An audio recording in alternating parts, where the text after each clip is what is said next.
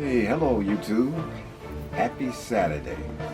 Here I am sitting here with my grandson Makai, and anyway, my wife been asking me about trying to tell a couple more dumb stories of my life. I didn't say dumb. and I've been trying to think about what I could put on here that's appropriate that I could speak on. And anyway, I got to thinking about something when I was a little boy. I guess when I first moved in housing projects or projects in the building that I moved in. And at that time, this was about early 61, 62, and the building I moved in was they called it the big building. It was called that because it had a reputation. They went by reputation. It was one of the toughest buildings over there. There was many buildings, but I was at that reputation as the main baddest building, really, to be honest. That's what it was known for. And some of the top what gang leaders lived in my building that I lived in. And anyway, at that time, some of the leaders were getting ready to have a confrontation with another group of leaders, another gang. And they were going to have this confrontation in this big field, right out there in this large opening, which everybody could see. Anyway, they were getting prepared in the building I was in. They were getting their stuff together to have this confrontation with this other gang. They was getting their brass knuckles, chains, bats, whatever they could use to have this confrontation with this other group. Didn't nobody really have guns back then. Somebody might have had a zip gun. If anybody's at a certain age, you might know what I'm talking about when it comes to zip gun. It was something that was handmade and it only fired one shot. That's it. It wasn't easy to get a gun, unlike today. Anyway, somebody might have had that. So anyway, I was up in my window, I should say in the hallway, looking at this clash about to take place. One side here, the other side here. And then they went at it. And I watched that. It was like if you ever saw the movie The West Side Story, it was like that, without the choreography, if you know what I mean.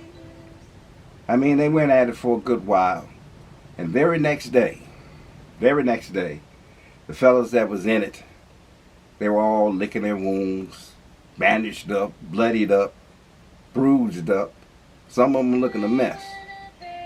But what nobody that I know of got killed. They was all able to talk about it the following day, even the other side from what I heard. That's the difference from today. But I remember that particular story. I was only about, I don't know, maybe 8 or 9 years old at the time, but I happened to see that. That was just one little thing. And this other one, I was a teenager. I know you heard of feuds, like the McCoy feud and whatnot. Well, at that time, it was two families. They had some type of feud going. Now, these families had a lot of brothers. There's one family, it was about 3 brothers. They was bad. He was a bad dude, like I said, in the building. They were leaders of the gang, but each brother was badder than the other. And the other family, it's pretty much the same way. It was a lot of brothers, but it was one particular brother. We called him Big Jesse. Big Jesse, he was about 6'4", 6'5", built. And he usually walked around with jeans and a t-shirt, really. Not showing off his muscle, but that's just how he walked around. But he also had a tendency, whenever he would get into a mix or get ticked off or upset about something, he could have a fit. Well, anyway, this particular day, Turn that down. we were in the playground. Thank you. And Jesse was just standing minding his own business. And when this other guy, who had a feud with his family, his name, well, they called him Little Bit. Now, Little Bit wasn't no little bit.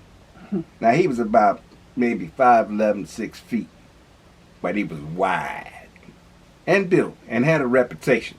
Now, this particular brother was the baddest brother of this particular family.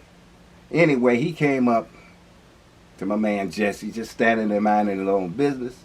He had a wrench in his hand, a little bit, and he hit him hard on the elbow, busted it. We all saw it bust wide open. Oh my. Jesse, he ran over to this chain link fence. Now this is no lie. This is when he had some type of fit. He took both his hands, grabbed that chain link, the top chain link, the bar, yanked it with one time, popped it off. The whole fist fell apart, but he had that pole in his hand as a weapon. When the other dude saw this, he was tripped out. Ain't nobody ever saw nothing like this. Anyway, they got to swinging at it, but after a while, a little bit kind of walked away, because anybody can do that. He ain't had no business messing with him. But anybody and everybody was out there that particular day and saw that, and I happened to be out there too. But that's something we never forgot, and they talked about it for years and years and years to come. But those were just some of the crazy incidents that I remember coming up, and a few things that I just remember, and some of them were good, some of them not so good, but it was all part of my coming up and becoming the person I am today. But anyway, I just thought I'd tell you these few stories. I hope you liked it. But anyway, you have a safe day, safe evening, and I will see you the next time. You all take care now. Bye-bye. Thank you. Welcome.